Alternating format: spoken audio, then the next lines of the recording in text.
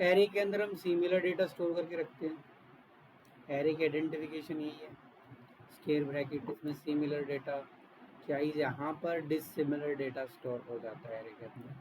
हम empty array बना सकते हैं, जैसे लेट मैंने एक एरे बना दिया ये आर नाम से, ये ऐसे बना सकते हैं। तो एरे 10, 20, 30, एक एरे बन गया। एक तो एरे इस वे से बनाया जा सकता है, दूसरा इसमें एरे बनाने का ऑब्जेक्ट के थ्रू हम एरे बना सकते हैं। नाम से एरे बनाया, यहाँ पे लिखेंगे न्यू एरे नाम का एक कंस्ट्रक्टर ऑब्जेक्ट जो होता है उसके थ्रू भी बना सकते हो ऐसे। ठीक है, इसमें मिक्सअप करके डेटा चला जाता है। यहाँ पर आउटपुट देखेंगे तो दोनों का सेम ही आउटपुट यहाँ देखने को मिलेगा। सेम का मतलब दोनों के दोनों क्या करेंगे, एरे ही बनाकर हमें देंगे।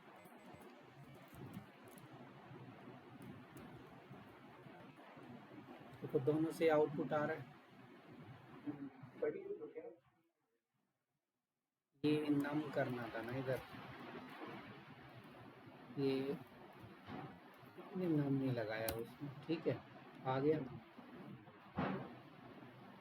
तो ये बेसिक एरे है जो हम यहाँ पर यूज़ करते हैं। कुछ इम्पोर्टेंट फंक्शंस, इस एरे को ट्रैवर्स कैसे करोगे, जिसको हम ये कह रहे हैं ट्रैवर्स मतलब प्रिंटिंग कराना, एरे के डेटा को इंडिविजुअली कैसे प्रिंट कराओगे। तो लूप के थ्रू भी करा सकते हैं।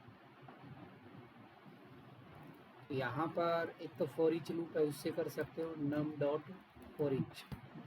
फॉर ईच लूप हमने यहाँ पे लगाया, और फॉर ईच लूप के अंदर हम एरे पास कर सकते हैं। फॉर ईच लूप एक हाई ऑर्डर्ड है, तो इसके अंदर एक फंक्शन पास होगा, जिससे एरो फंक्शन इसमें पास कर दिया। तो नंबर को कॉपी कर लिया मैंने एन के अंदर, और उसके बाद जब इसका आउटपुट देखोगे एन, तो मुझे ये इंडिविजुअल डेटा मिल जाएगा यहाँ पे।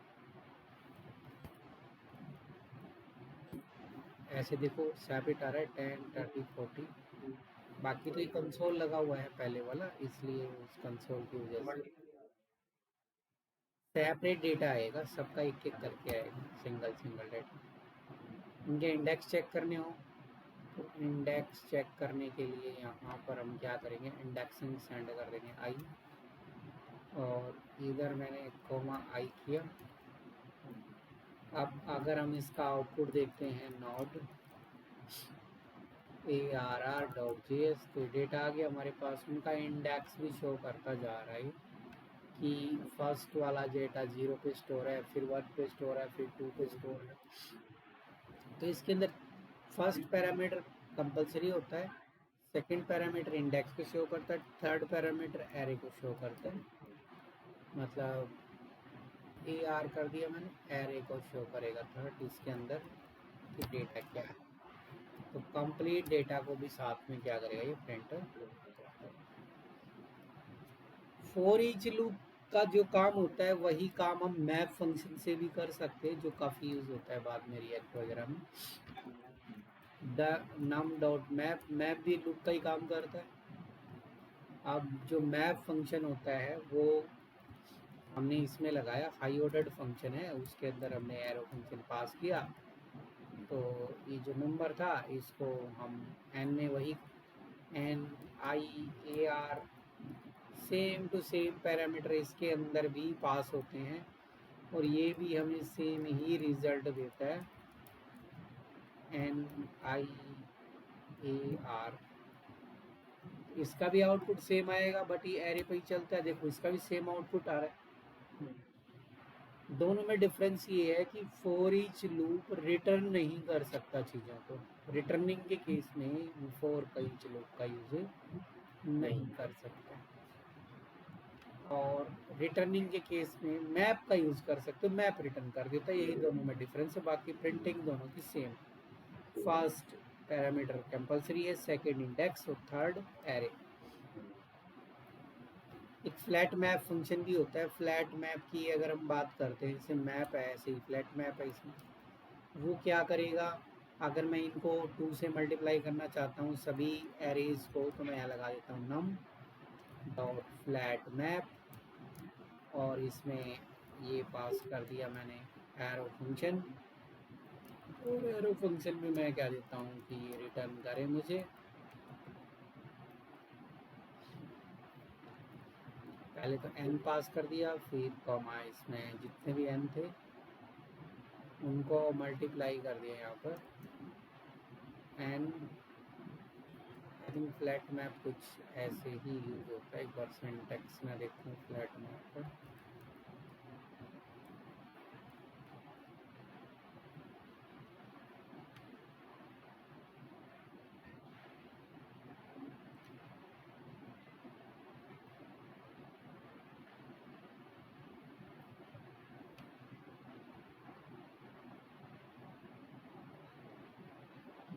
वही दिखा रखा है, इसको मल्टीप्लिकेशन वगैरह करके शो कर सकते हैं।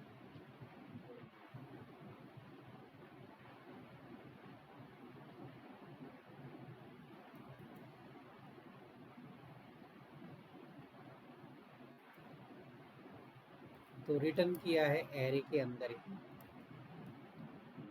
n कॉमा n इंटू 2 कर देते हैं। चलो, सभी नंबर्स हमारे 2 से मल्टीप्लाई होने चाहिए, और ये हमें एक न्यू एरे रिटर्न करेगा, उसी एरे में आउटपुट नहीं देगा।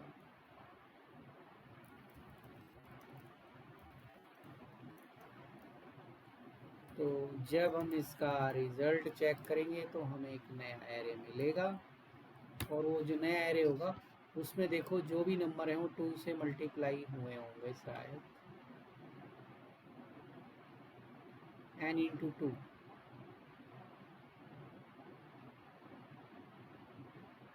कितने नंबर थे उसमें, 10, 30,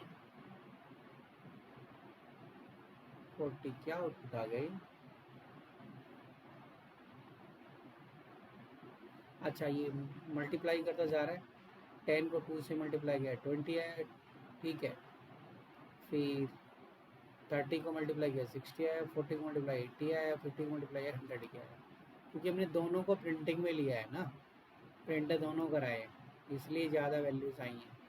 अगर हम प्रिंट सिर्फ एक को ही कराते हैं यहाँ पर, तो फिर सेम रिजल्ट यहाँ पे देखने को मिलेगा कि फिर इसका आउटपुट ये आएगा 20, 60, 80 एंड 100, क्योंकि 10 को 2 से किया 20, 30 को 2 से किया 60, 40 को 2 से किया 80, 50 को 2 से किया 100।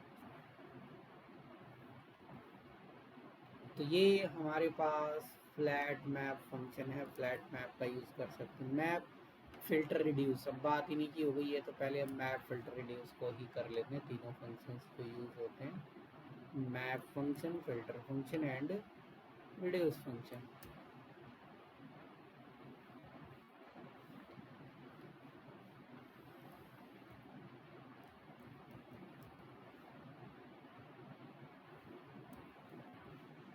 अब मैं कहता हूँ कि इसके अंदर जो 30 से अबो का डेटा है वो इसमें से निकाल के दे दो।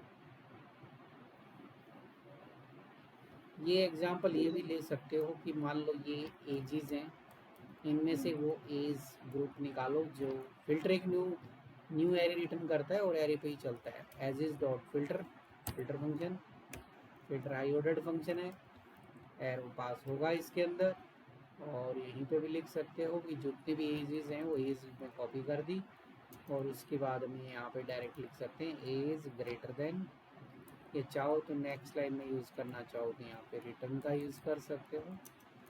एज जिनकी ग्रेटर देन 30 है वो सारा डेटा मुझे दो, और उसको एक वेरिएबल में स्टोर कर दो, न्यू एजेस वेरिएबल बनाया। उसके बाद हमने इस पर न्यू एजेस शो किया, तो रिज़ल्ट अगर इसका चेक करोगे तो देखो 40, 50 एंड 60 यही आए, इसके अलावा कुछ नहीं आया इसमें। ठीक है। हाँ हाँ 30 से वो, तो रिटर्न करते वक्त हम ऑपरेटर का इस्तेमाल कर सकते हैं, less than, greater than, less than equal to, greater than equal to, not equal to, equal to, कोई भी ऑपरेटर का यूज़ किया जा सकता है डेटा को एक्सट्रैक्ट करते हो। एक इसमें रिड्यूस फंक्शन है। आप जो रिड्यूस फंक्शन क्या करेगा, वो सबको ऐड करके देगा, जैसे मैं कहता हूँ इनका टोटल मुझे दो।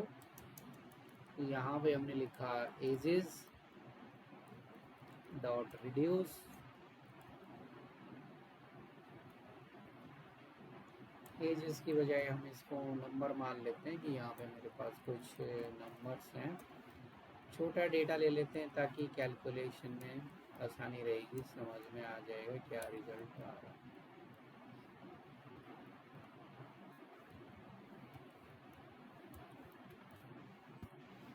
इन सबको ऐड करना है, तो ऐड करने के लिए तो लूप लगा सकते हैं, दूसरा हम रिड्यूस मेथड का भी यूज़ कर सकते हैं कि जो नंबर हैं उन पे रिड्यूस फंक्शन लगाओ। रिड्यूस भी हाई ऑर्डर है, तो इसके अंदर भी एक एरो फंक्शन पास होगा जिसमें n को कॉपी कर लिया नंबर। इसमें दो चीज़ें पास होती है रिड्यूस के अंदर। रिड्यूस में एक तो फंक्शन पास होता है, दूसरा कॉमा लगा के इसके अंदर जाता है एक्यूमुलेटर की वैल्यू।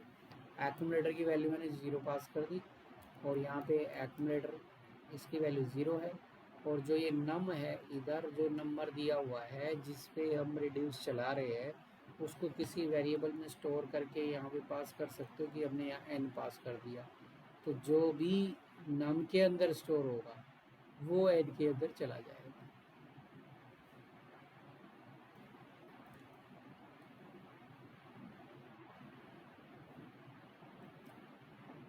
और उसके बाद हम यहाँ से रिटर्न कर सकते हैं कि ACC के अंदर ऐड कर दो नम n को।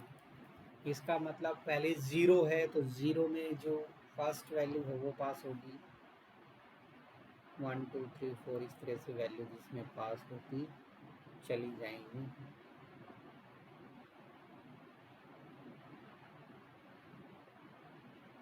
और फाइनली अगर आउटपुट चेक किया जाए इसका, तो इसका टोटल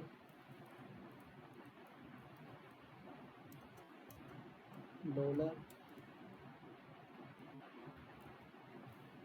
तो जो इसका आउटपुट आएगा वो 21 आएगा, क्योंकि जोड़ के देख सकते हो सभी की वैल्यूज उतनी ही आती। एक रिड्यूस राइट फंक्शन होता है, रिड्यूस राइट। अगर रिड्यूस राइट फंक्शन चलाना है तो यहाँ पे हमने कुछ नंबर लिए हैं, 6 में से 5 गया 1। तो एक बार देखते हैं क्या कुछ रिजल्ट इसका आता है।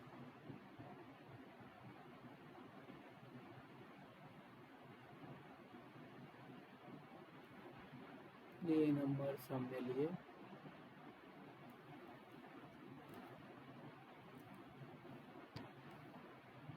राइट हैंड साइड से रिड्यूस करता हुआ जाता है वो। कि यहाँ पे मेरे पास है 100, यहाँ मेरे पास है 20, इधर है हमारे पास 10, इधर मैं कर देता हूँ 5, इधर मैंने कर दिया 1,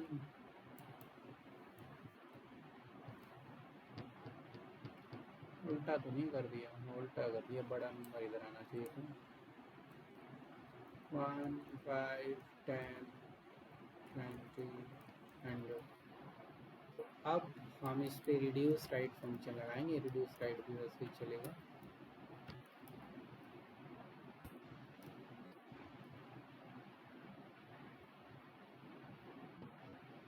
इसके अंदर भी एक्यूमुलेटर टाइप का ही डाटा होता है, और यहाँ पे इसका आउटपुट स्टोर करने के लिए एक वेरिएबल ले लिया, रिजल्ट नाम के वेरिएबल में एक आउटपुट आएगा। तो जो रिड्यूस राइट फंक्शन है हमारे पास, रिड्यूस राइट फंक्शन जो इधर बना हुआ है, रिड्यूस राइट फंक्शन के अंदर हम क्या करेंगे, इधर एरो फंक्शन, एरो फंक्शन इसमें पास किया इधर,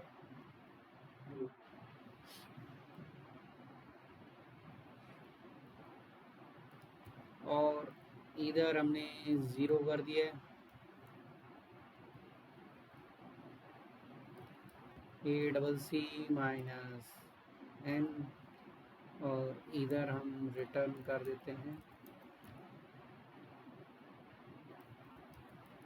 ACC माइनस n। ऐसा ही कुछ है आउटपुट, अगर चेक करेंगे तो क्या आता है।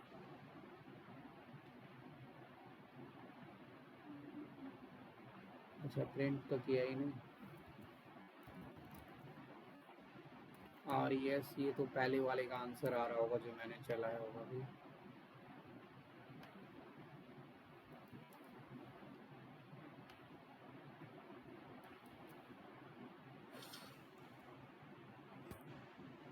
माइनस में आ गया इसका आंसर। माइनस में नहीं आना चाहिए था, एक तो रिड्यूस राइट फंक्शन कॉलते हैं।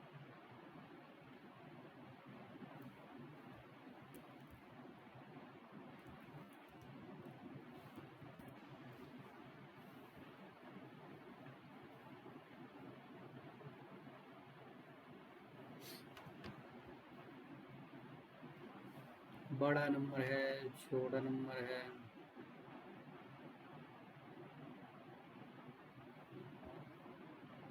पहले बड़ा है फिर छोटा है।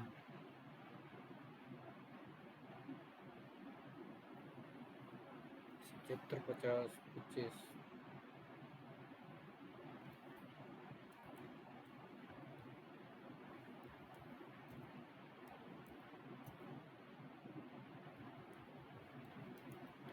मुझे पता लग जाएगा क्या आउटपुट क्या दे रहा है। -250 आ रहा है।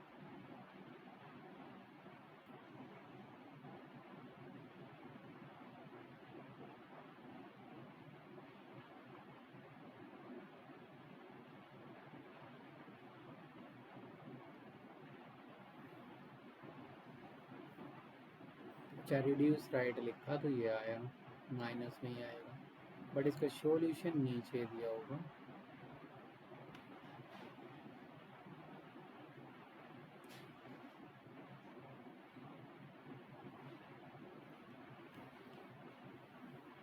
दो 25, 30, 100, 25, 50, 175, 25, 50, 175।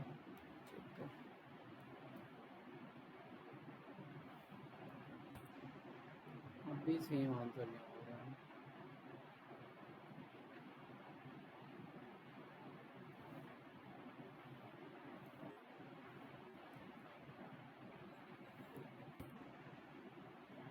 क्या सेव नहीं होता कि 0 के जैसे तो नहीं आ रहा था। 0 पास कर रहा हूँ तो रिजल्ट रॉन्ग आ रहा है। हाँ, ये 0 नहीं आएगा रिडोस राइट के अंदर, 0 की वजह से ही आउटपुट गलत हुआ। 125 में 74 में से 50 जाएगा, 125 बचेगा, 25 में से 125 में से फिर हम 25 लेस करेंगे, तो उसमें ये रिड्यूस राइट मतलब पहले इस नंबर को उठाएगा, फिर इसको उठाएगा, फिर इसको उठाएगा। बस यही डिफरेंस है reduce right, right hand side से वर्क करते हैं। तो ये इम्पोर्टेंट है वही चीज़ें यहाँ पे, रिड्यूस फंक्शन, फिल्टर फंक्शन, ये सारे मैप फिल्टर रिड्यूस हो गया। इसी के अंदर ये 3 डॉट वाला जिसको हम, इसी को हम स्प्रेड भी बोलते हैं, और इसी को रेस्ट पैरामीटर या रेस्ट ऑपरेटर भी इसको कहा जाता है, स्प्रेड भी इसको कहा जाता है। 3 डॉट इसमें यूज़ होती हैं। स्प्रेड भी इसी का नाम है, रेस्ट भी इसी का नाम है। तो स्प्रेड का मतलब तो यही है कि ऑब्जेक्ट को कॉपी कर दो या एरे को कॉपी कर दो।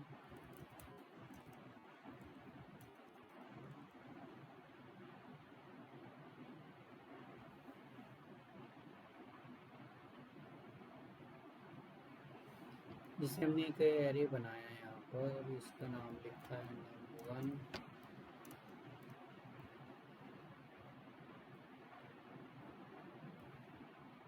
One comma 2, 3, 4, 5। मुझे इसको कॉपी करना है एज इट इज़ दूसरे एरे के अंदर, और कुछ नया भी ऐड ऑन करना है। तो मैं 3 डॉट का यूज़ करूँगा, ट्रिपल डॉट फिर डायरेक्ट जो भी डेटा भेजना है, नंबर 1 नाम का जो वेरिएबल है सेंड करना है, कॉमा साथ में कुछ और भी लिख सकते हो।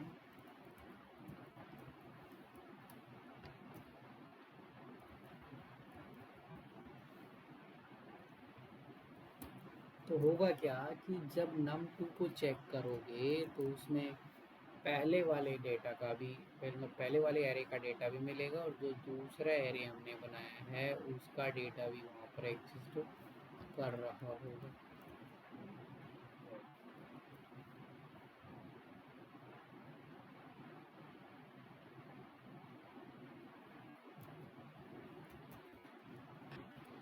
नोड, तो ये देखो दोनों डेटा क्या होगा, इसमें कॉपी हो गए, तो इसी को हम यहाँ पे बोलते हैं स्प्रेड ऑपरेटर। इसमें एरे का डेटा भी कॉपी किया जा सकता है, ऑब्जेक्ट के डेटा को भी कॉपी किया जा सकता है।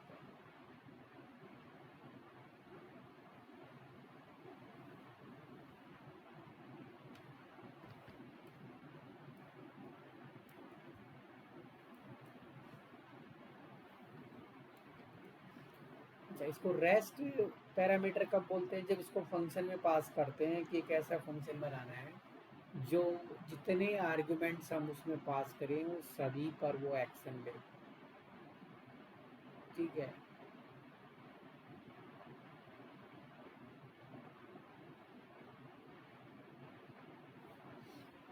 चलो इसमें मैं लगाता हूँ, कौन सा फंक्शन लगाना था? स्प्रेड। तो देखो मैंने यहाँ पे एक फंक्शन यूज़ किया नीचे, सम की टोटल करो,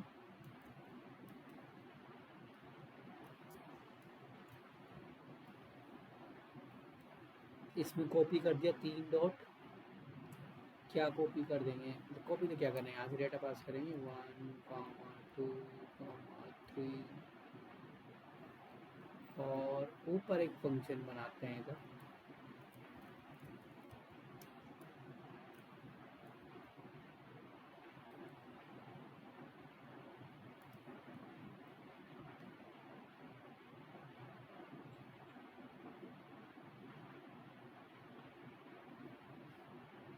तो यहाँ पे मैं क्या करूँगा, डॉट डॉट डॉट, किसी भी डॉट डॉट क्या करेगा, कॉपी कर लेगा, ये नीचे से जितने भी आर्ग्यूमेंट आ रहे हैं सबको कॉपी कर लेगा, ARG सबको कॉपी कर लेगा।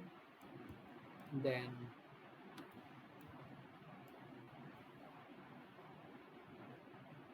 1 भी ARGS में चला जाएगा, 2 भी ARGS में चला जाएगा, 3 भी ARGS में चला जाएगा।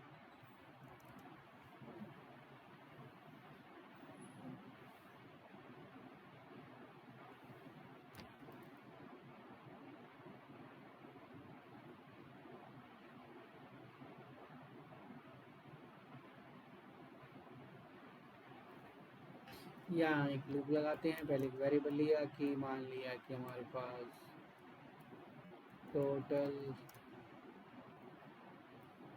0, टोटल की वैल्यू 0। देन हम यहाँ पर यूज़ करेंगे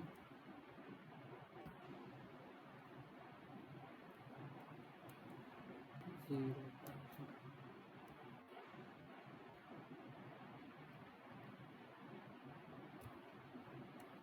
तो लूप लगा देंगे इधर कि 0 से स्टार्ट होना चाहिए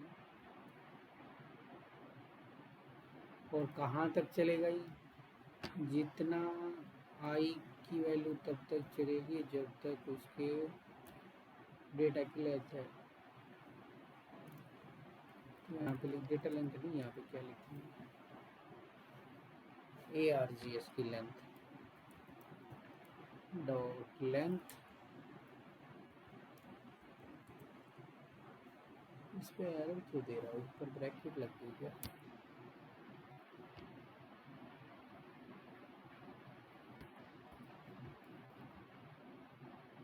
और प्लस प्लस कर देंगे यहाँ पर, प्लस प्लस आई, उसके बाद इसको ऐड कर देंगे, यहाँ पर ये ऐड हो जाएगी।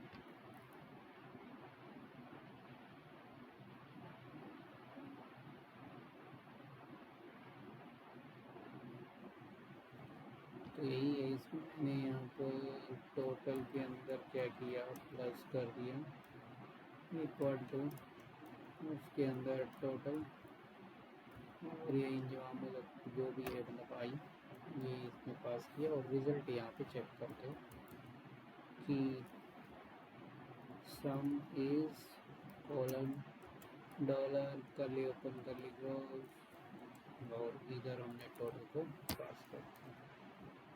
तो इसी ये एक ऐसा फंक्शन है, इसके अंदर जितने भी नंबर पास करोगे उन सबको ही ऐड करके दिखा देगा। अभी इसमें 3 नंबर है तो टोटल आएगा 6,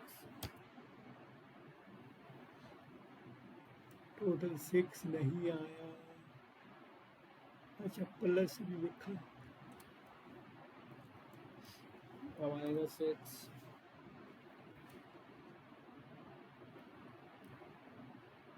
NAN, total is equal to ARGS। अब तो 100% श्योर आ जाना चाहिए। टोटल अभी भी नल आ रहा है, नल क्या आ रहा है, टोटल ऊपर वेरिएबल लिया ARGS DNGTH ARGS के अंदर जो आई आ रहा है 0 उसको ऐड कर दो इसके अंदर, चलना तो चाहिए था। CLS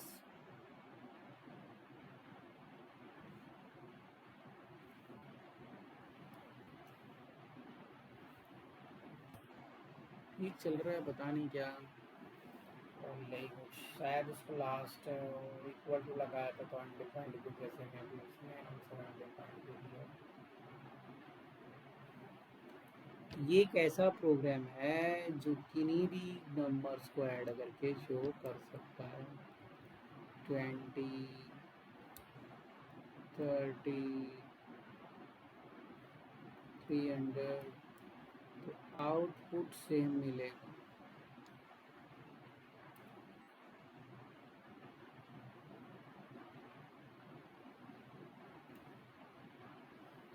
ये है हमारे पास एरे का कॉन्सेप्ट में ये जो इम्पोर्टेंट चीज़ें थी, और कुछ फंक्शंस और हैं जो हम यूज़ करते हैं, बाकी छोटे ही फंक्शन है, ज़्यादा बड़े नहीं। शॉर्ट करना हो, अल्फ़ाबेटिकली ऑर्डर में करना है, पॉप फंक्शन। अब मैं एम्प्टी वाला केस यहाँ पे लगा देता हूँ। एम्प्टी केस का मतलब ये है कि अगर हमने कोई एरे बनाया है और वो एरे है खाली, जैसे मैंने एक एरे बनाया, आइटम्स नाम का एरे बनाया और ये ब्लैंक एरे। अभी क्या होगा, जब मैं यहाँ पे टाइप करूँगा आइटम्स तो ये एरे मुझे ब्लैंक ही मिलेगा स्क्रीन पे, एम्प्टी एरे।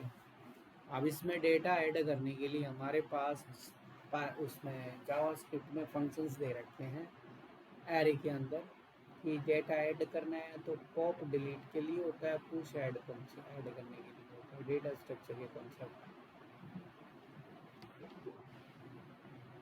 इसमें आइटम और ऐड करने के लिए हमारे पास जो फंक्शंस आएंगे, पुश फंक्शन ऐड करेगा, पॉप डिलीट करेगा, last in first out LIFO method जो आइटम्स डॉट पुश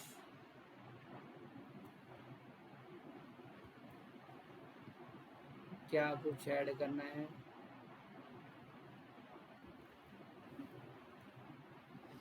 मैंने इसमें 10 20 तो ये ऑटोमेटिक जेल में चला जाएगा। अभी भी काम नहीं कर रहा, कंट्रोल एस, लाइन कहाँ गई, आइटम्स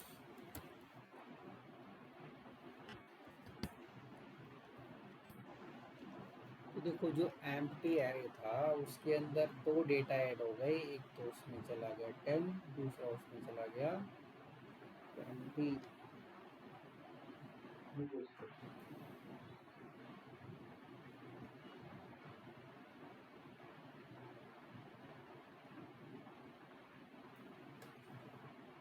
कोई चला कर देखना तो देख सकता है एक आधा प्रोग्राम।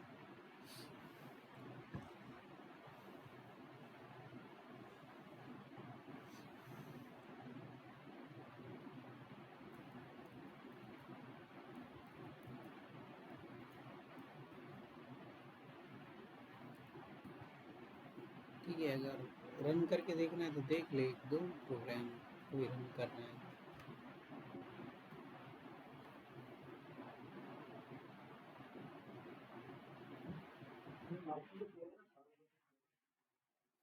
क्या हुआ?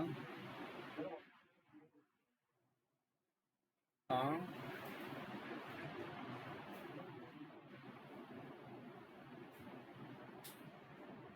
कौन से वाला?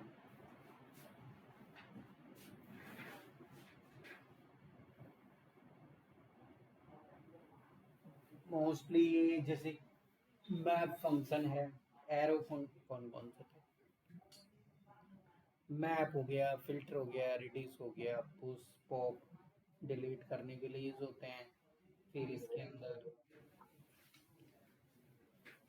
पुश फंक्शन है, स्प्रेड ऑपरेटर, रेस्ट ऑपरेटर वगैरह जो है, ये चीजें ज़्यादा यूज होती हैं। स्प्रेड ऑपरेटर है, रेस्ट ऑपरेटर है। पुश ऐड करता है, पॉप डिलीट करता है। अगर मैं यहाँ पर अभी पहले तो एरे का नेम है आइटम्स, फिर इसमें मैं लगा देता हूँ पॉप। पॉप क्या कर देगा? डिलीट। कहाँ से डिलीट करेगा? एंड से डिलीट करेगा। स्टैक का मेथड फॉलो करता है ये। रिफ्रेश होने में टाइम लग रहा है क्या? मैंने आइटम्स डॉट पॉप किया तो 50 डिलीट हो जाना चाहिए। सेव नहीं हुआ है क्या? Control S. आइटम्स, आइटम्स में से हमने लगा दिया ITEMS पॉप। पॉप मतलब रिमूव, पॉप मतलब पॉप के अंदर वैल्यू नहीं पास होती, पुश के अंदर वैल्यू पास होती है। फाइल तो दूसरी तो नहीं चल रही है, या डॉट फाइल भी वही है।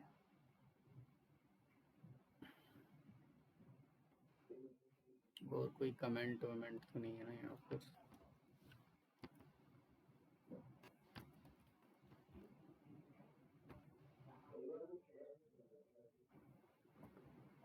कैश में चला जाता, अच्छा हमने डिलीट तो, डिलीट करने के बाद प्रिंट तो नहीं किया ना हमने। जब तक प्रिंट नहीं करेंगे पता कैसे लगेगा डिलीट हुआ है? रिजल्ट क्या आना चाहिए वो तो हमने देखा ही नहीं इसका। तो अब अगर हम इसका रिजल्ट देखेंगे तो अब हमें ये एक नंबर डिलीट हुआ मिलेगा।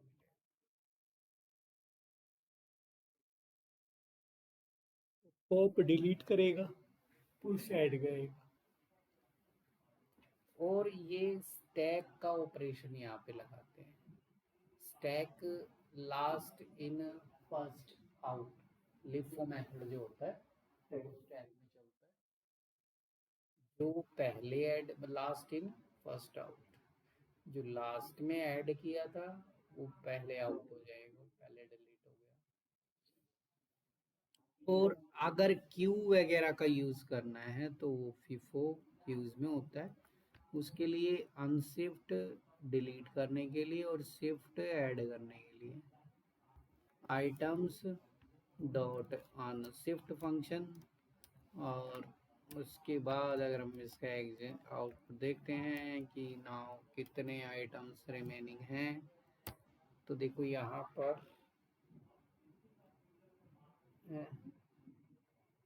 अनशिफ्ट, अनशिफ्ट ही तो रिमूव करेगा, अनशिफ्ट शिफ्ट रिमूव करेगा, अनशिफ्ट ऐड करेगा, सॉरी अनशिफ्ट ऐड करेगा। तो मैंने यहाँ एक ऐड किया है 100 का। अब ये जो 100 ऐड करेंगे ये बिगिनिंग में ऐड होगा। क्या हुआ? सेव नहीं हुआ क्या? तो ये स्टार्टिंग में जाके ऐड होता है, देखो 100 ऐड हो गया। वैसे तो मुझे ऐसे लिखना चाहिए।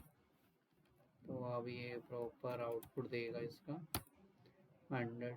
अगर मुझे फ्रंट से रिमूव करना है तो फिर शिफ्ट फंक्शन का यूज होगा, डॉट शिफ्ट।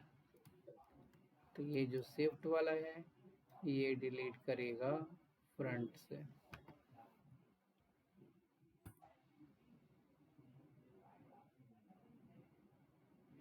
शिफ्ट करने के बाद में प्रिंट कराना तो भूल ही गया कि प्रिंट भी, क्योंकि जो भी काम परफॉर्म करोगे उसके बाद वापस कंसोल कराना है तभी रिजल्ट दिखाई देगा, नहीं तो उसके रिजल्ट का पता नहीं लगेगा, वो डिलीट हो गया। हाँ,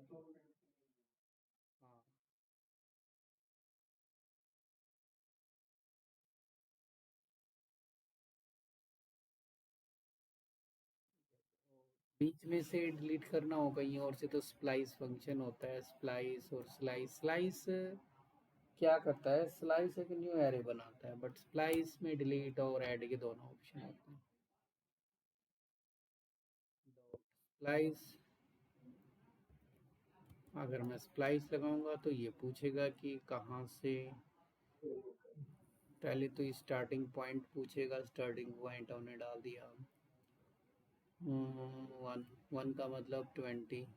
फिर ये बोलेगा कितने डिलीट करने हैं, 0 डिलीट करने हैं। अगर ऐड कितने करने हैं तो ये पूछेगा जो ऐड करने हो यहाँ पे डालो। ये ना, start point, deleted count, number of items to be deleted. तो यहाँ पे 1,0 और उसके बाद पहला हो गया जी। तो कितने ऐड करने हैं वो भी यहाँ पे डाल सकते हो कि ऐड भी करने हैं।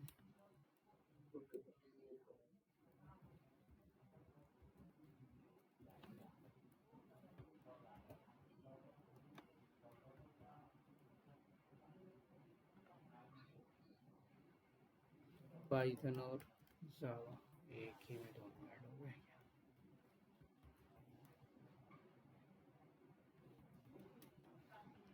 अब आउटपुट भी चेक करना पड़ेगा कंसोल करके फिर से। ये स्टेप बाय स्टेप ही चला चला अगर देखने होते हैं कि कौन सा क्या काम कर।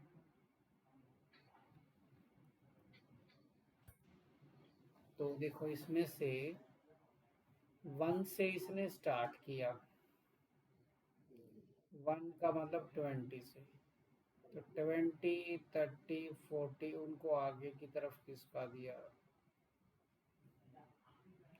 और जो जगह खाली हुई थी उसमें क्या पास कर दिया, पाइथन और जावा उसके अंदर हमने ऐड कर दिया।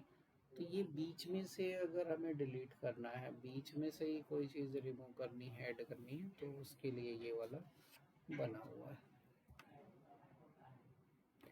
और जो स्लाइस है, स्लाइस फंक्शन नया एरे रिटर्न करता है, वो जाओ उसकी तरह है।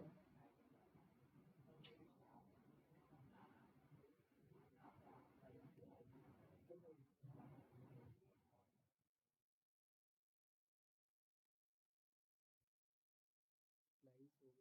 स्लाइस न्यू एरे रिटर्न करेगा, और उसमें जैसे स्लाइस फंक्शन होता है ऐसे सबस्ट्र वगैरह फंक्शन भी होते हैं।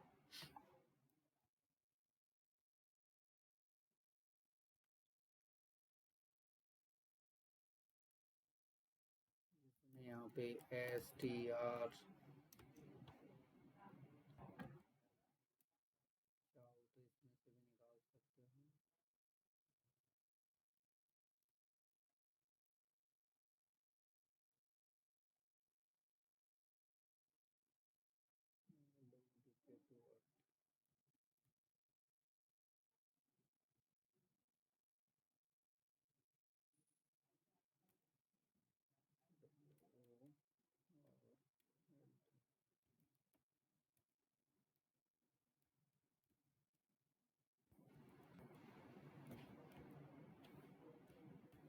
भी निकाल सकते हैं।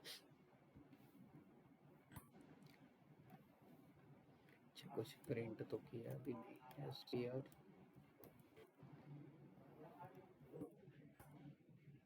तो ये आ रहा है हमारे पास अभी हेलो वर्ल्ड।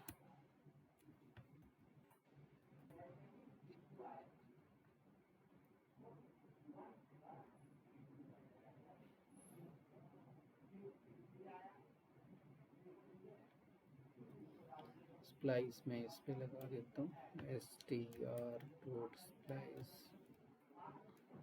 Splice function. तो इसमें एक स्टार्टिंग पॉइंट होता है, एक एंड पॉइंट। स्टार्टिंग पॉइंट डालना जरूरी होता है, एंड पॉइंट नहीं भी डालोगे तो चल जाएगा।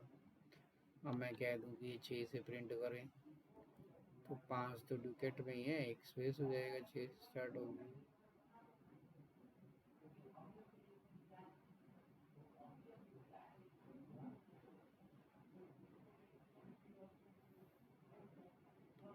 स्प्लिट 1 2 3 4। तो ये हेलो वर्ल्ड प्रिंट करेगा, डुकेट को हटा देगा यहाँ पर। और स्प्लिट एक न्यू एरे रिटर्न करता है, ये ध्यान रखना। तो इसको एक वेरिएबल में स्टोर करके रखना पड़ेगा इधर, लेट एयर। तो अगर मैं इसको कंसोल करा तो और उसके बाद चेक करेंगे, सेव नहीं हुआ। तो देखो हेलो डुकेट वर्ल्ड क्या आ गया ये।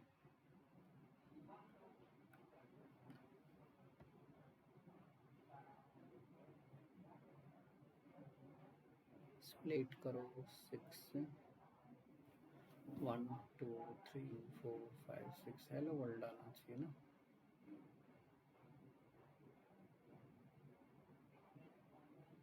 एरे इसमें कैसे कन्वर्ट किया,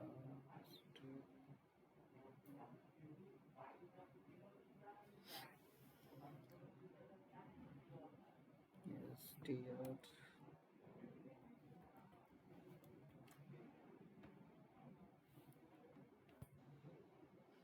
अभी ठीक है। अच्छा स्प्लिट है क्या, स्प्लिट नहीं था, स्प्लाइस था। मैं भी पता नहीं क्या गड़बड़ हो गया रहा है। फंक्शन का नाम था स्प्लाइस, हमने ही नाम गड़बड़ लिखा है तो रिजल्ट कहाँ से देगा ये।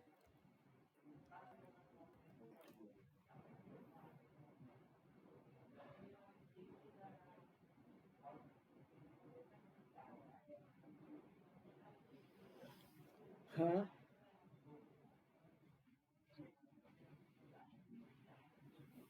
एरे पे वर्क करेगा, स्ट्रिंग पे वर्क नहीं करता क्या।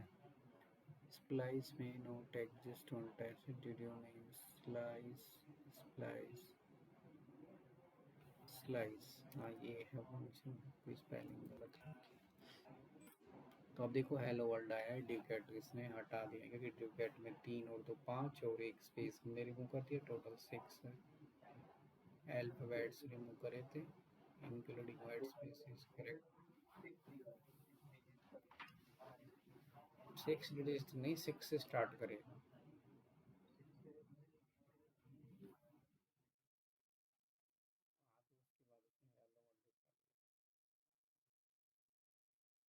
ठीक है, तो ये है कुछ इम्पोर्टेंट फंक्शंस की। अगर हम बात करते हैं फ्रूट्स वगैरह वैल्यू,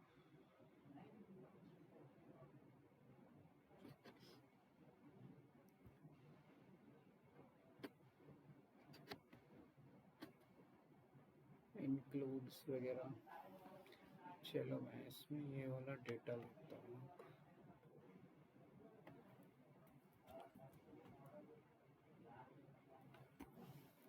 इसमें मुझे ये चेक करना है कि क्या इसके अंदर मैं कोई, ये मेरे पास बहुत सारे फ्रूट्स के नेम, तो मुझे इसमें से कोई ऐसा फ्रूट नेम दे, फ्रूट नेम चेक करना चाह रहा हूँ। अगर वो फ्रूट नेम इसको मिल जाता है तो ये बोल दे यस।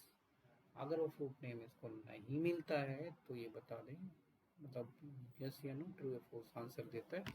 और जो फंक्शन यूज होता है वो है इंक्लूड्स, ये काफ़ी यूज किया जाता है सर्चिंग के अंदर, इंक्लूड्स फंक्शन। तो ये एरे पे ही काम करता है। तो हमने यहाँ लिखा फ्रूट्स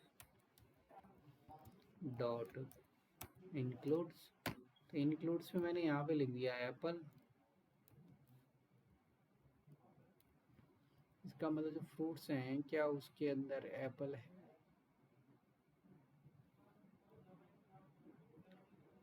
तो अगर एप्पल है तो ये देखो ये आंसर देता है ट्रू फॉल्स। तो हमने कहा कि अगर एप्पल है तो यहाँ पे लिख दो कि फ्रूट इज अवेलेबल या फिर ये लिख दिया नो फ्रूट फाउंड।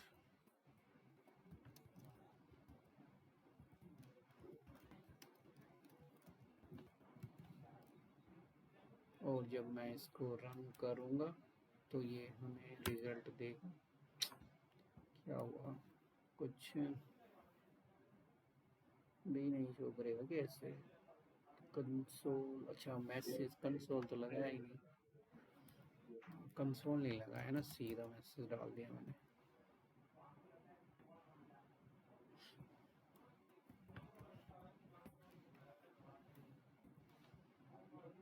तो इसको ऐसे कर सकते हैं।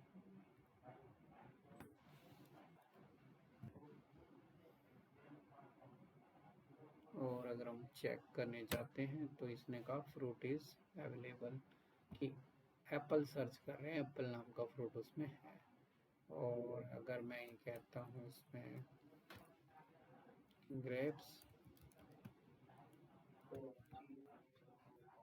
तो ग्रेप्स नाम का फ्रूट इसमें नहीं है।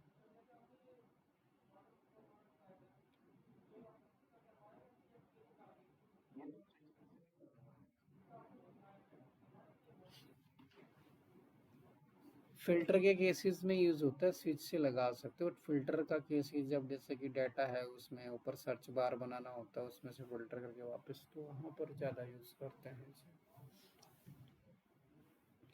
मेन इसका यही है कि इंक्लूड्स फंक्शन क्या काम करता है।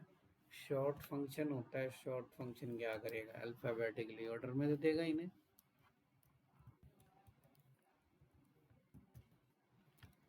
कि fruits dot short, short function क्या करेगा, अल्फाबेटिकली ऑर्डर में दे देता है इन्हें।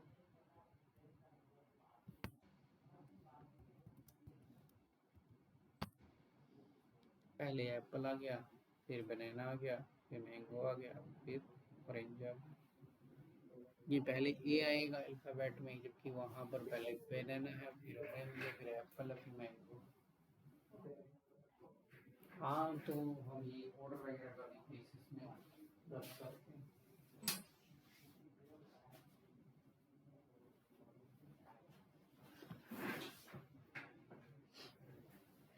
एप्पल, बनाना, मैंगो, ऑरेंज इस तरीके से डाल सकते हैं।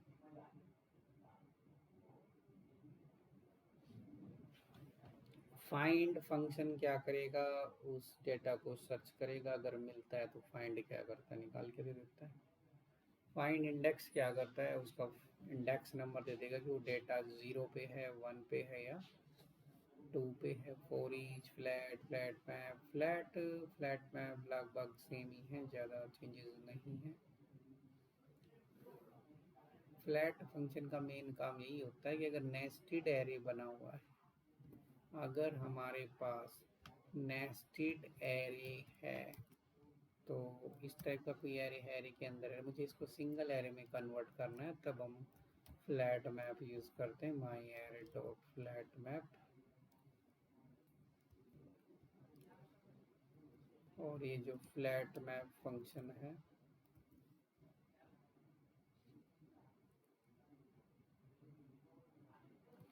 हाई ऑर्डर है या नहीं है? नहीं, हाई ऑर्डर नहीं, डायरेक्ट ही आंसर दे देता है। तो इसको किसी वेरिएबल में स्टोर किया रिजल्ट। और अगर मैं इस रिजल्ट को अभी चेक करूँगा तो इसमें जो रिजल्ट हमने पास किया है यहाँ पर, इसमें जो एरे के अंदर एरे वाला जो कॉन्सेप्ट लगा हुआ है वो हट जाएगा। और माई array dot flat map, error किस में दे रहा है?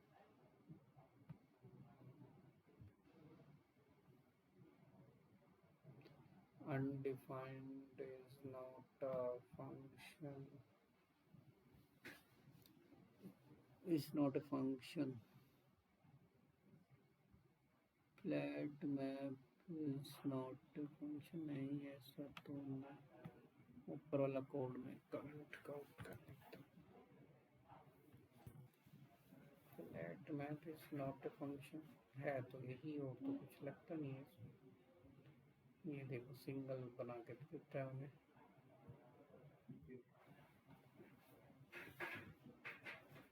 प्रॉब्लम क्या हुई है इसमें?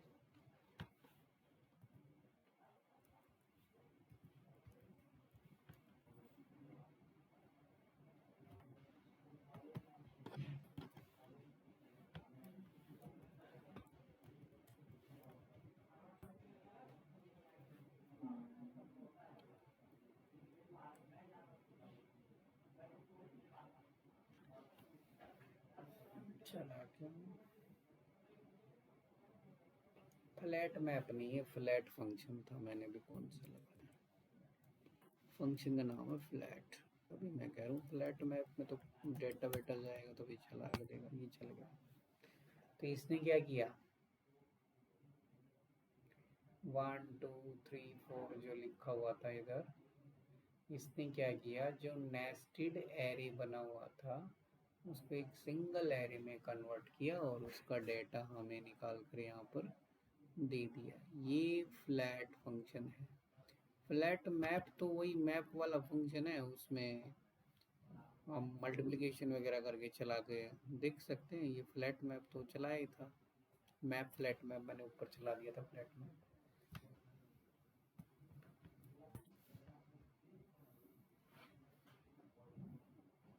इंक्लूड्स बता दिया, ज्वाइन फंक्शन जोड़ देगा, कीज, वैल्यूज, एंट्रीज, वो फिल्टर डिस मैंने बताई दी है। कीज, वैल्यूज, एंट्रीज, ये ऑब्जेक्ट के फंक्शन है। ये मैं ऑब्जेक्ट भी चला के दिखा देता हूँ एक बार। कॉन्स्ट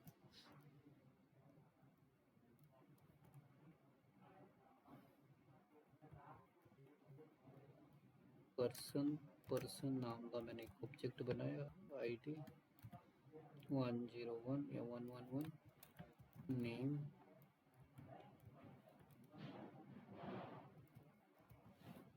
देन इसमें पास किया है सिटी,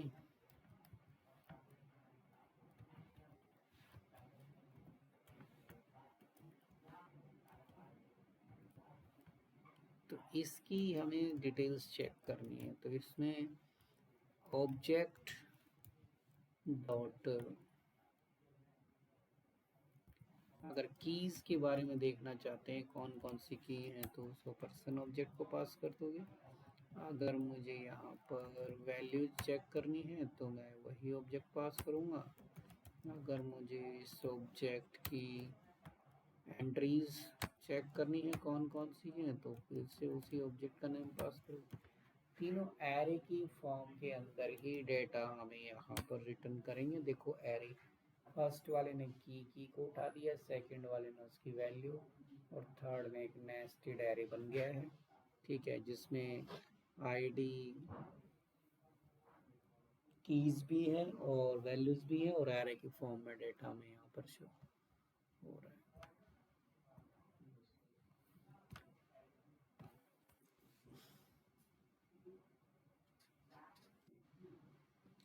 इंडेक्स फंक्शन यही बताता है कि डेटा अवेलेबल है या नहीं है। बाकी इसमें ज्वाइन ऐड करने के लिए रेस्ट पैरामीटर, शिफ्ट, अनशिफ्ट जो इम्पोर्टेंट है, spread, review, value, splice, shift, unshift, reverse कर देगा, पुश, पॉप, वो सारे इसमें कवर हो गए।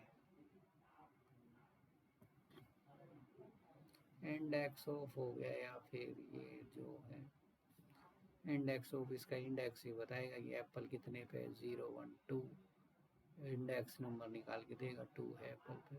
तो ये बाकी छोटे छोटे फंक्शंस थे जो इम्पोर्टेंस थे वो इसमें सारे बता दिए गए। अब स्ट्रिंग के फंक्शंस देखें तो स्ट्रिंग में भी छोटे छोटे ही हैं। अब कैपिटल लेटर में करना है, स्मॉल लेटर में करना है। यहाँ पर मैं स्ट्रिंग्स के बारे में अगर बात करते, स्ट्रिंग वही है, एक ग्रुप ऑफ कैरेक्टर्स को स्ट्रिंग कहा जाता है। str,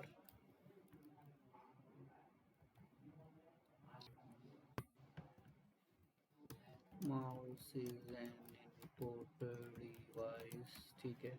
ये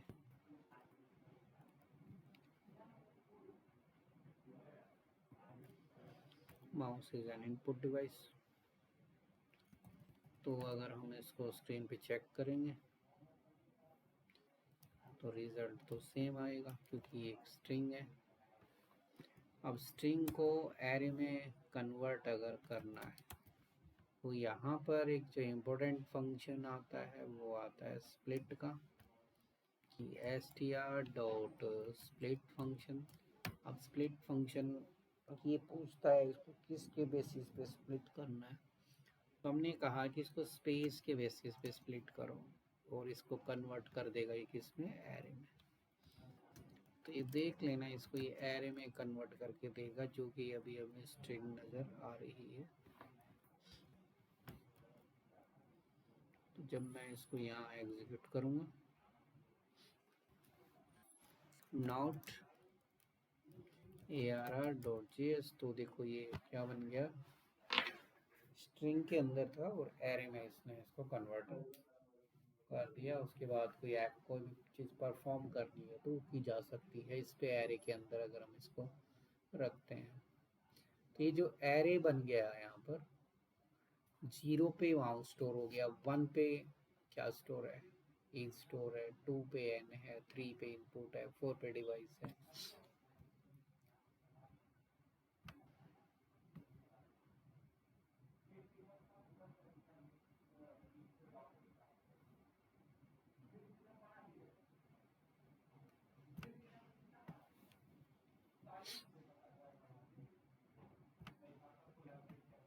और upper case lower case functions तो हैं ही। अगर मैं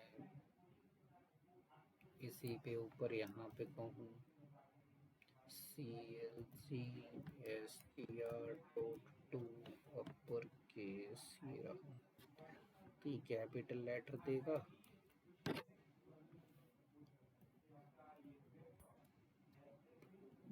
सीजन कैपिटल लेटर में आ गया, अपर केस लोअर केस, तो ऐसे ही। और कैरेट फंक्शन क्या करता है, उसकी इंडेक्सिंग निकाल के दे देता है कैरेट फंक्शन, इंडेक्स वगैरह निकाल के दे देता है कैरेट फंक्शन।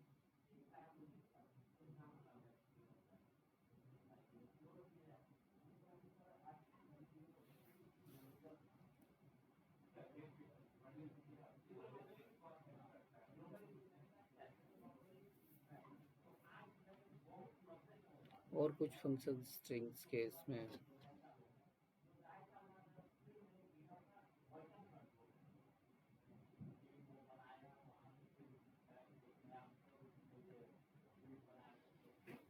स्ट्रिंग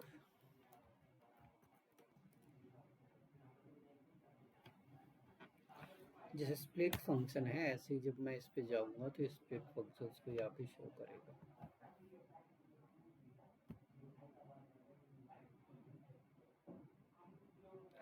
फंक्शन नहीं दिखा रहा, कहाँ है, पैड एच मैट एट, यही फंक्शन होते हैं। स्ट्रिंग फंक्शंस हैं, स्ट्रिंग फंक्शंस में जैसे कि हमारे पास एक स्ट्रिंग फंक्शन यहाँ पे अवेलेबल है, कौन सा है, कोई भी स्ट्रिंग फंक्शन अवेलेबल है इधर। लेंथ फंक्शन है, कैरेट फंक्शन है, और इसमें कैर कोडेट है, कैर पॉइंट एट है।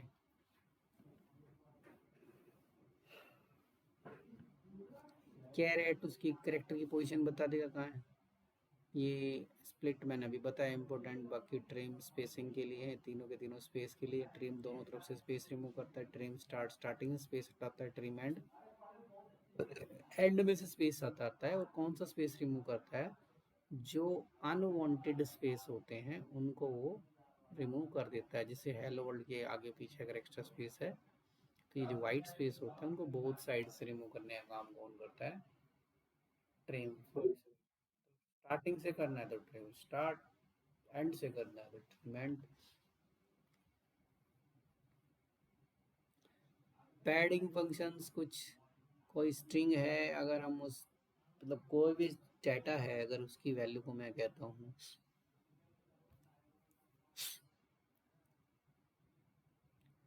जैसे यहाँ चला के दिखाते ताकि पता लगे थोड़ा। लेट, मैंने एक नंबर लिया है, उस नंबर में डाल दिया है इधर 5। अब मैं कहता हूँ कि ये है ना अप टू 6 डिजिट का आना चाहिए, अप टू 6 डिजिट का इसको शो करे। नम डॉट, क्या नाम था फंक्शन का, पैड, ये pad start pad and, pad start लगाया और इसमें यहाँ पे बताएंगे कि कितने डिजिट का चाहिए, 6 का। और क्या ऐड क्या करना है, तो हमने कहा 0 ऐड कर दो उसमें। और फिर बोला कि इसका जो रिजल्ट है वो हमें दिखा दो यहाँ पर क्या आ रहा है। देखो जो रिजल्ट है वो 6 का ही आया है, 2 4 6, उसमें 5 0 ऐड कर दी है। वो स्टार्टिंग में ऐड इसलिए करेगा क्योंकि हमने पैड स्टार्ट ऐड किया है, अगर एंड में चाहिए तो हमें पैड एंड वाला फंक्शन यहाँ पर अप्लाई करना होगा। तो पैड स्टार्ट और पैड एंड फंक्शन होते हैं।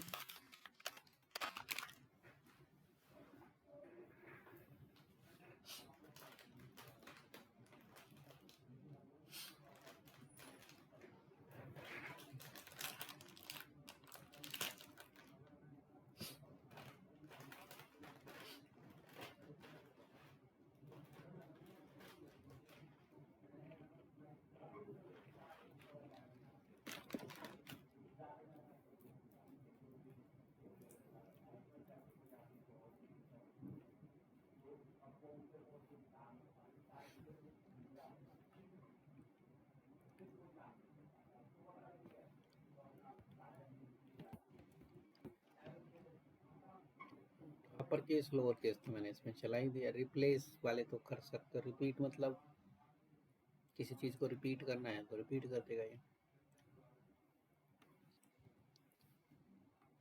अब ये तो यहाँ से पढ़ सकते हो, इनमें तो वैसे मैं एक और चला देता हूँ, जैसे कि तो ए के अंदर मैंने डाल दिया डुकेट। अब मुझे इस डुकेट को रिपीट मारना है तो मैं लिखूंगा क्या था, रिपीट ही है ना, आई डॉट रिपीट। यहाँ रिपीट करो तो रिपीट क्या करना है, कितनी बार करना है, 5। अब इसका रिजल्ट अगर हम चेक करेंगे तो ये 5 टाइम्स इसको रिपीट कर देगा।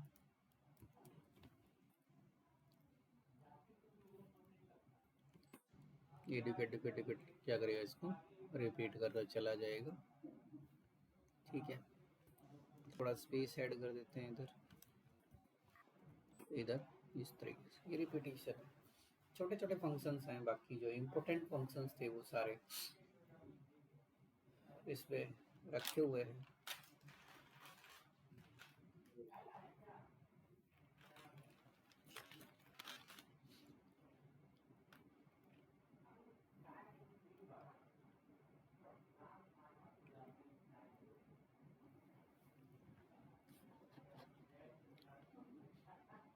पढ़ सकते हो इनको, तो इनमें तो कुछ खास है नहीं। बाकी मैंने करा दिए जो इम्पोर्टेंट थे सारे इसमें।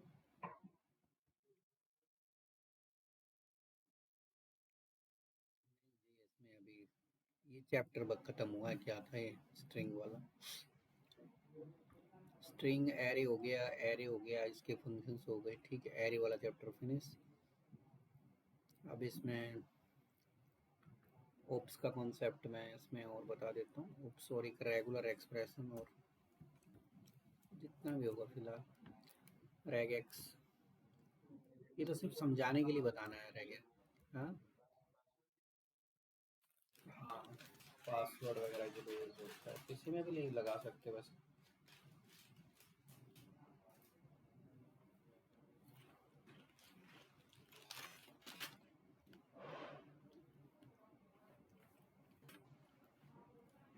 अगर आता है तो ठीक है, नहीं तो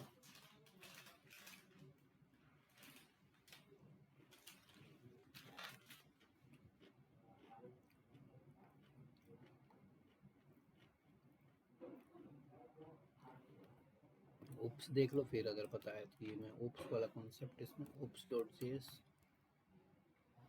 ऑब्जेक्ट ओरिएंटेड प्रोग्रामिंग जो है वो इसमें है।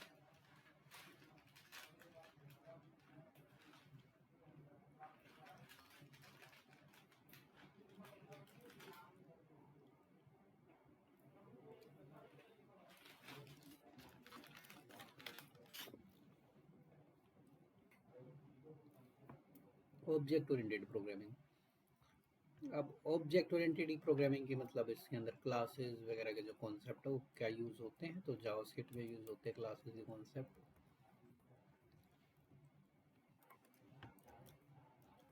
क्लास,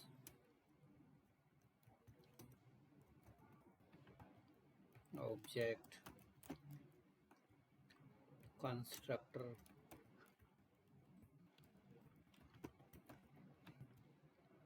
इनहेरिटेंस, ये कॉन्सेप्ट आते हैं उप्स में जो बेसिकली है। क्लास एक ब्लूप्रिंट होता है, जैसे उप्स के कॉन्सेप्ट C++ वगैरह उसमें होते हैं, वही चीज़ें सारी इसमें।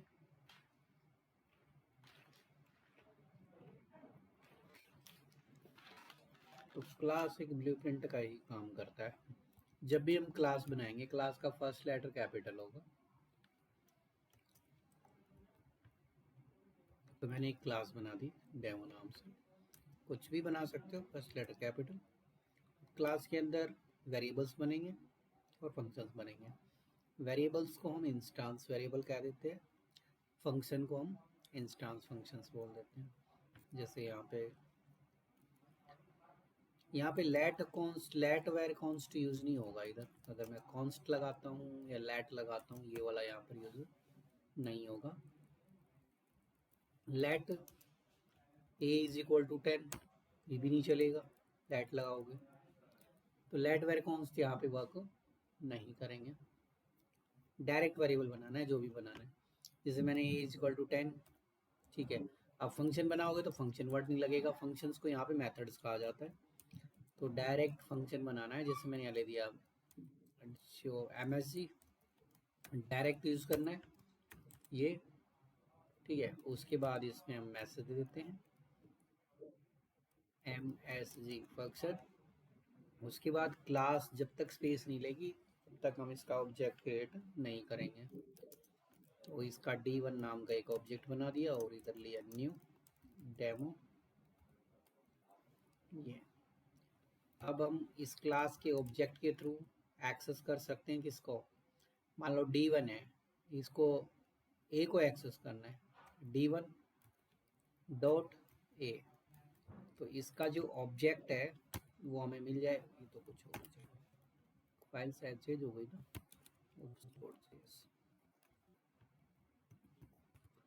ये 10 आ गया, 10 तो आ गया। ये फंक्शन को कैसे कॉल करें, तो फंक्शन को कॉल करने के लिए क्या करेंगे, D1 डॉट MSG। तो डॉट लगाकर हम क्लास के जो फंक्शंस हैं उनको कॉल करते हैं। एक क्लास के बहुत सारे ऑब्जेक्ट हो सकते हैं, ठीक है। एक क्लास के हम काफी ऑब्जेक्ट्स बना सकते हैं। क्लास है मैनी ऑब्जेक्ट्स।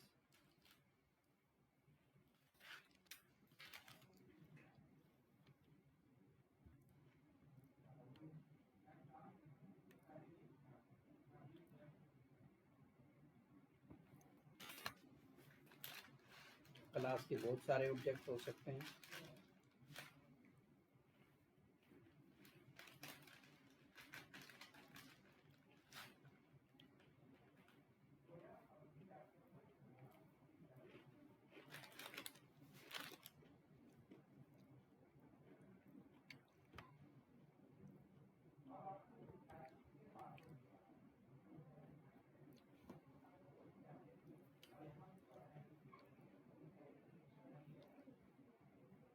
इसको इंस्टेंस वेरिएबल बोलते हैं।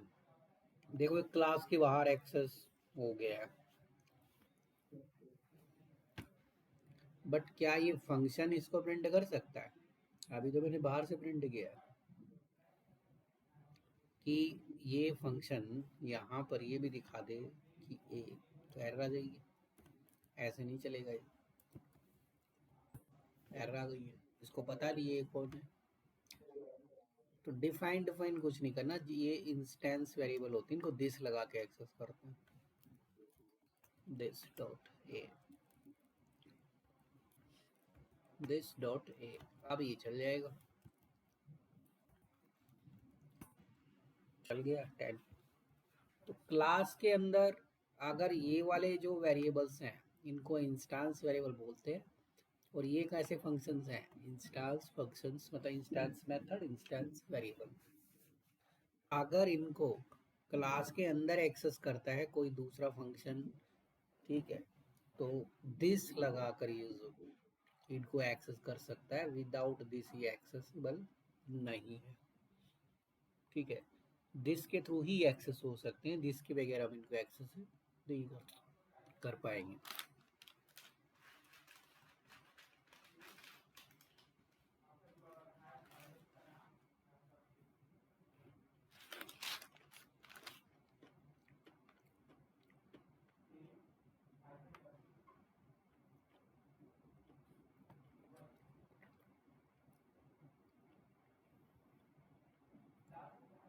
इतना क्लियर है?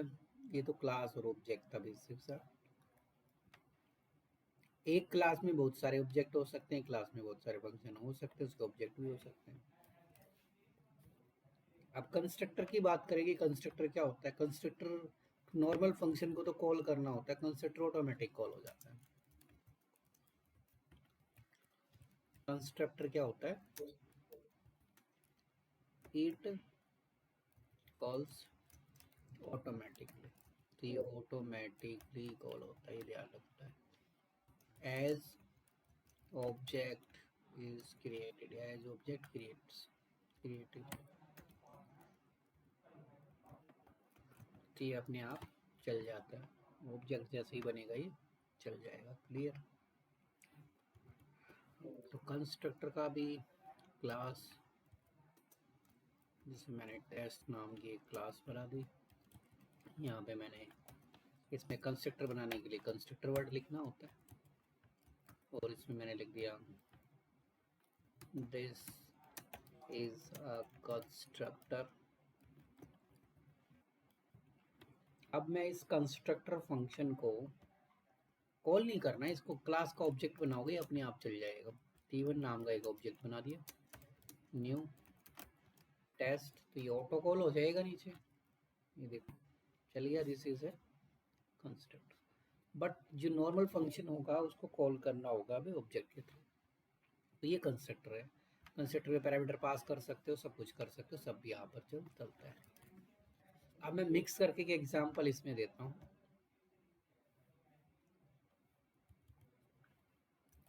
क्लास हमने बना दी है मोबाइल लैब की,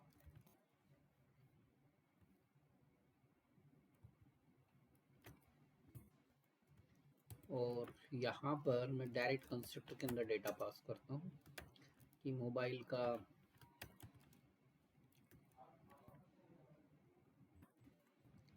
का एक टाइटल है,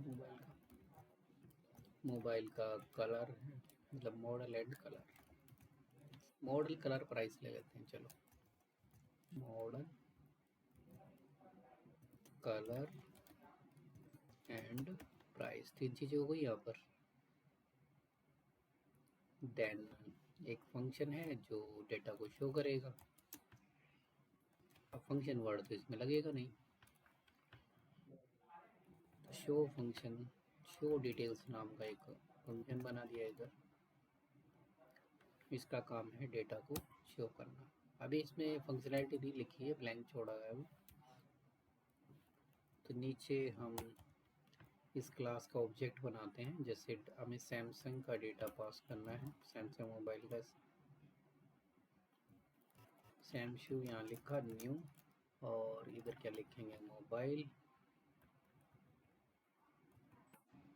यहाँ से डेटा पास कर देंगे उसका, पहले मॉडल नंबर डाल सकते हो, देन इसमें कलर डाल दिया, देन प्राइस, ये तो ये 1020 इसमें चला जाएगा, ग्रे इसमें चला जाएगा, प्राइस इसमें चला जाएगा। जो भी यहाँ पर पास करोगे डेटा वो डायरेक्ट कंस्ट्रक्टर के अंदर जाएगा। अब कंस्ट्रक्टर इस डेटा को कॉपी, मान लो कि इस डेटा को हमें इंस्टेंस वेरिएबल में एक्सेस करना है, तो इंस्टेंस वेरिएबल डायरेक्ट भी क्रिएट कर सकते हो दिस लगा के, दिस डॉट मॉडल, ये इंस्टेंस हो गया। कॉपी किस में करते मॉडल, तो इधर कलर, और यहाँ पर भी क्या आ जाएगा, कलर आ जाएगा। तो इधर अगर हमें लिखना है प्राइस, तो मैं यहाँ लिखता हूँ प्राइस। तो ये M20 मॉडल इस लोकल वेरिएबल में जाएगा, लोकल वेरिएबल से ये इंस्टेंस में पहुंच जाएगा, क्योंकि शो डिटेल फंक्शन इंस्टेंस को एक्सेस कर सकता है, लोकल को एक्सेस नहीं कर सकता।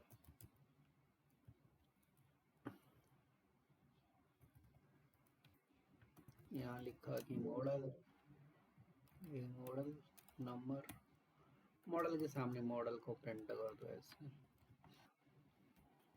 दिस डॉट मॉडल, देन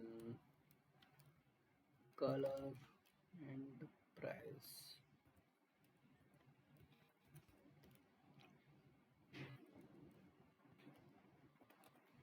ये यहाँ पर क्या आ जाएगा, प्राइस आता है। तो ये सारा डेटा आ गया, इधर प्राइस वगैरह डाल दिया ऐसे।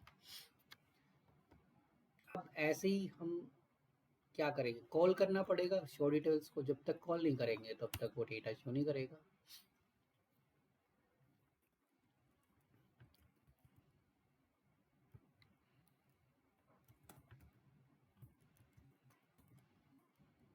या वैसे ही हल्का सा मैं वो डेटा मोबाइल डिटेल्स,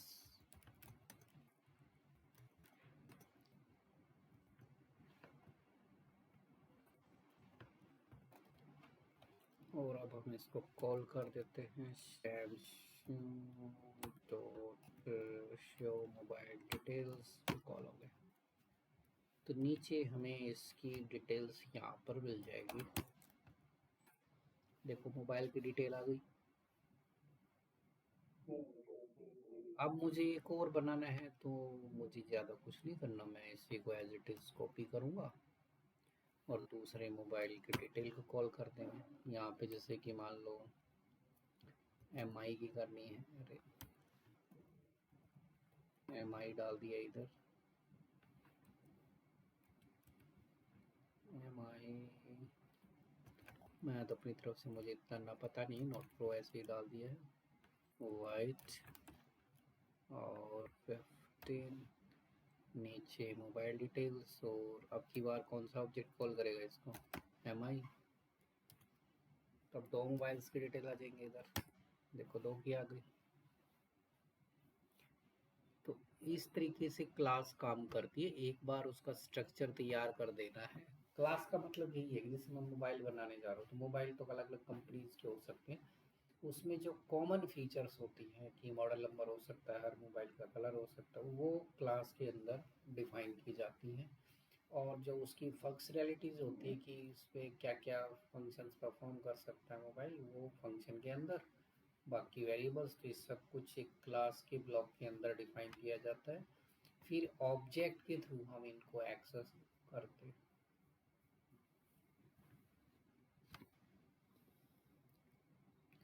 प्राइवेट अगर किसी को बनाना है, किसी भी फंक्शन को प्राइवेट बनाना है, तो जस्ट उसके सामने हैश लगा दोगे, तो हैश लगाने के बाद हम उस फंक्शन को कॉल नहीं कर पाएंगे क्लास के बाहर, क्योंकि जब इसको चलाओगे तो वो कहेगा कि ये प्राइवेट फील्ड है, इसको देखो यहाँ पे स्पेशली मैसेज आ चुका है कि प्राइवेट फील्ड है, और कोई भी प्राइवेट फील्ड क्लास के बाहर एक्सेस नहीं होता है।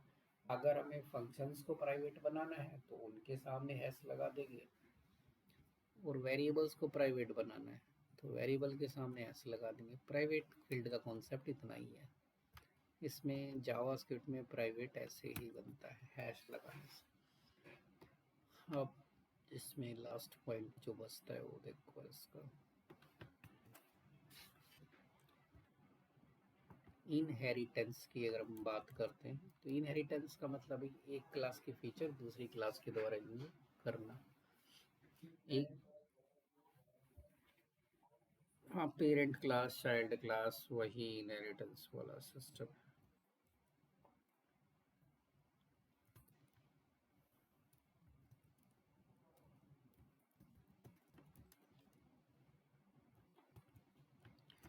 एक क्लास बना दी, इसका नाम रख दिया पेरेंट, मैंने इसका नाम रख दिया है और इसमें मैंने एक कंस्ट्रक्टर बना दिया, वो क्या कहते हैं कंस्ट्रक्टर डिफाइन कर दिया है यहाँ पर। ये कंस्ट्रक्टर बनाया है।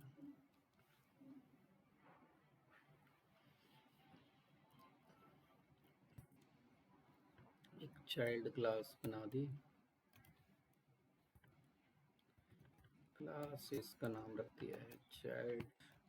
अब चाइल्ड क्लास अगर पेरेंट क्लास को एक्सेस करना चाहती है तो बीच में एक वर्ड यूज होगा एक्सटेंड्स, उसके बाद पेरेंट क्लास का नेम, देन इसको जो भी काम करना वो करे। एक्सटेंड्स लगेगा, एस लगता है, एक्सटेंड नहीं होता है। यहाँ मैंने लग दिया जैसे कि पेरेंट क्लास का कंस्ट्रक्टर ही है,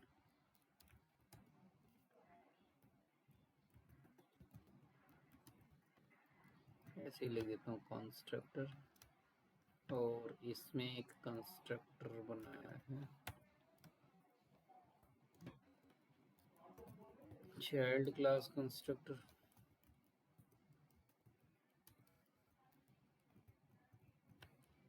अब ऑब्जेक्ट तो एक ही का बनेगा, तो मोस्टली हम जो ऑब्जेक्ट बनाते हैं किसका, चाइल्ड, चाइल्ड क्लास के थ्रू हम बाकी को एक्सेस कर सकते हैं। तो न्यू, यहाँ पे लिखा चाइल्ड। अब देखो चाइल्ड को कॉल किया है तो कंस्ट्रक्टर तो ऑटो कॉल होगा, तो चाइल्ड क्लास का कंस्ट्रक्टर तो चल जाएगा इसमें। देखो चाइल्ड क्लास का कंस्ट्रक्टर इसने चलाया होगा बट बाकी एरर दिया है, बाकी चाइल्ड क्लास को इसने चला दिया होगा। ठीक है, चाइल्ड क्लास के मस्ट कॉल इसने कहा कि चाइल्ड को कॉल करना है तो सुपर का कॉल करो, तो सुपर को भी कॉल कर लेते हैं। तो यहाँ पर हम सुपर फंक्शन को कॉल कर लेंगे। अब सुपर को कॉल करने से क्या होगा कि पेरेंट क्लास का कंस्ट्रक्टर भी कॉल हो जाएगा, और दोनों क्लासेस के कंस्ट्रक्टर आ गए, parent class constructor and child class constructor. वो डेटा अगर पास करना है तो डेटा यहाँ से जाएगा, यहाँ से अगर मैं पास करता हूँ डुकेट, तो ये चाइल्ड क्लास के अंदर गया तो चाइल्ड और क्लास वाले कंस्ट्रक्टर में एक्सेस होगा इधर। फिर यहाँ से अगर मुझे इसको पास करना है पेरेंट में तो सुपर के अंदर इसको पास कर देंगे। अब जैसे ही मैं सुपर में पास करूँगा ये पेरेंट के पास पहुँच जाएगा। अब पेरेंट इसको एक्सेस करके यहाँ पे इसके सामने अगर शो कराना चाहे तो शो करा सकता है। तो इसको चेक करेंगे तो सुपर क्लास में देखो ड्यूकेट पहुँच गया है, उसमें वही सुपर क्लास पेरेंट क्लास, ये मैकेनिज्म है, वर्क करता है। और स्टैटिक भी बना सकते हो फंक्शंस, डबल कॉल क्लास के नाम से एक्सेस होंगे, स्टैटिक वेरिएबल्स क्लास के नाम से एक्सेस होते हैं। ठीक है।